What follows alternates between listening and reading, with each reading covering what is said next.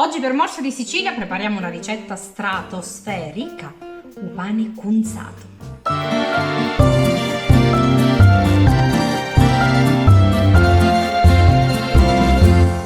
Letteralmente il pane condito. Iniziamo proprio dalla base, iniziamo dal pane, lo prepariamo insieme. Ci serviranno 800 g di semola, 675 ml di acqua a temperatura ambiente e poi il sale, ovviamente, il necessario per condire il pane, dell'olio extravergine d'oliva, delle olive senza nocciolo, delle nocciola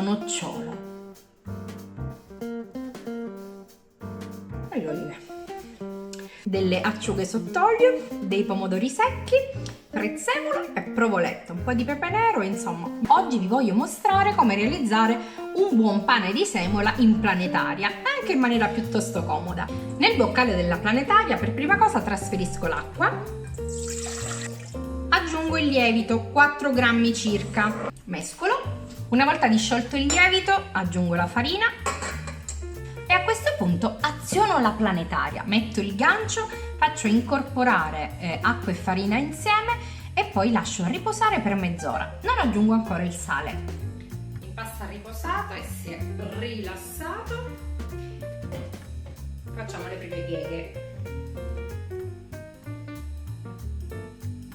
E lo sbattiamo sul piano. Man mano diventa sempre più turbido. Lo facciamo riposare sempre coperto altri 30 minuti, rifacciamo le pieghe, dopodiché lo mettiamo a lievitare. Eccoci qua, teglia rivestita con carta forno, lo sfargo giusto con un po' di semola, lo giro direttamente sulla teglia. Adesso creo un incavo al centro e do al mio panetto la forma di ciambella.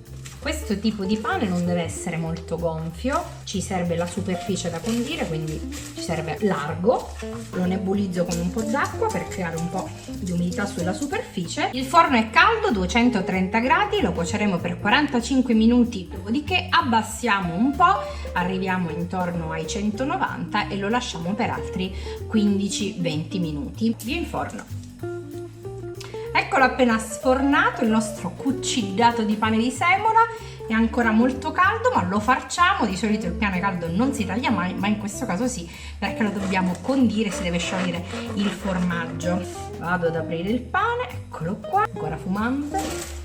Prima cosa, olio extravergine d'oliva, non lesiniamo, che spiacere alla vita non gliene diamo. Rivesto così pigio e condisco anche la parte di sopra.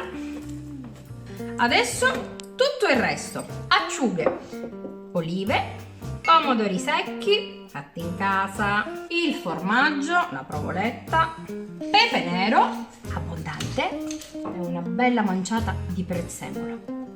Il nostro pane cunzato è pronto. Lo ripasso giusto un minuto in forno, che è ancora caldo, solo per fare sciogliere bene il formaggio, e poi ce lo mangiamo. E chi aspetta più? Si è fatta una certa. Non manca che l'assaggio in vostra compagnia.